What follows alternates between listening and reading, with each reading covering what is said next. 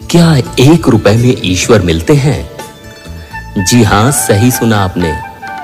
मैं पूछ रहा हूं, क्या 1 रुपए में ईश्वर मिलते हैं? आप सोच रहे होंगे कि आज मैं कहानी सुनाने की जगह ये कैसा अजीब सा सवाल पूछ रहा हूं। दरअसल ये सवाल नहीं, हमारी आज की कहानी है।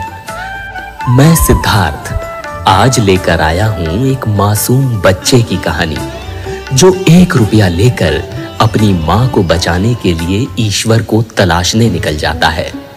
बहुत मार्मिक कहानी है। मुझे तो बहुत अच्छी लगी, सोचा आपके साथ भी साझा करूं। अगर आपको भी अच्छी लगे तो कहानी को अपना प्यार देने में कोई कंजूसी मत रखिएगा। तो बढ़ते हैं कहानी की ओर।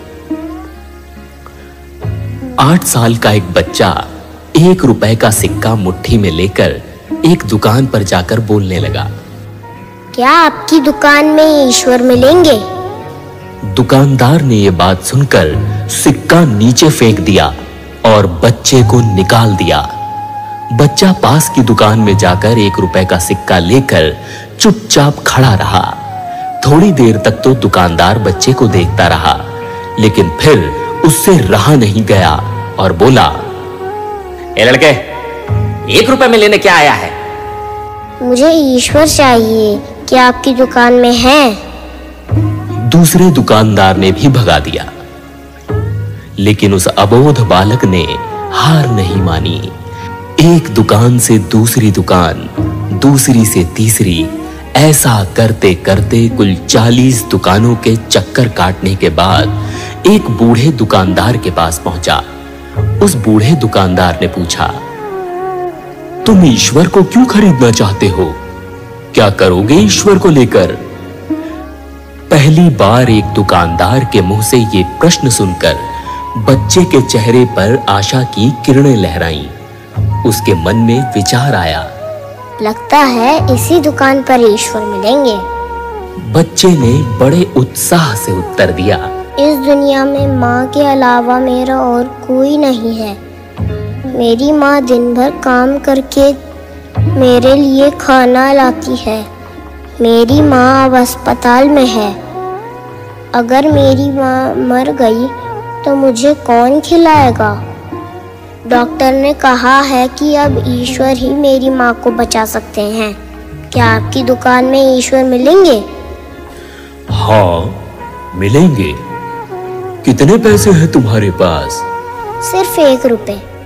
कोई दिक्कत नहीं है, 1 रुपए में ही ईश्वर मिल सकते हैं। दुकानदार ने बच्चे के हाथ से 1 रुपया ले लिया, लेकिन उसने पाया कि 1 रुपए में 1 गिलास पानी के अलावा बेचने के लिए और कुछ भी नहीं है।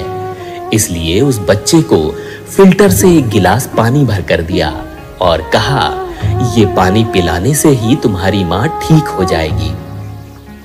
अगले दिन कुछ मेडिकल स्पेशलिस्ट उस अस्पताल में गए।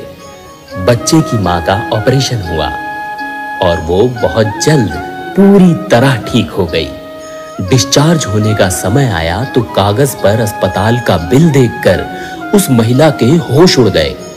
डॉक्टर ने उन्हें आश्वासन देकर कहा, टेंशन की कोई बात नहीं है, एक वृद्ध सज्जन ने आपके सारे बिल चुका दिए हैं, साथ में एक चिट्ठी भी दी है।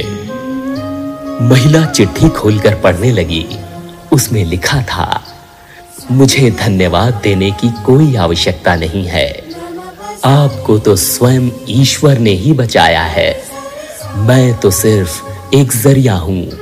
यदि आप धन्यवाद देना ही चाहती हैं, तो अपने अबोध बच्चे को दीजिए, जो सिर्फ 1 रुपए लेकर ना समझों की तरह ईश्वर को ढूंढने निकल पड़ा।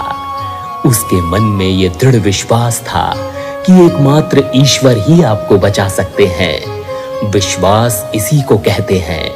ईश्वर को ढूंढने के लिए करोड़ों रुपए दान करने की जरूरत नहीं होती।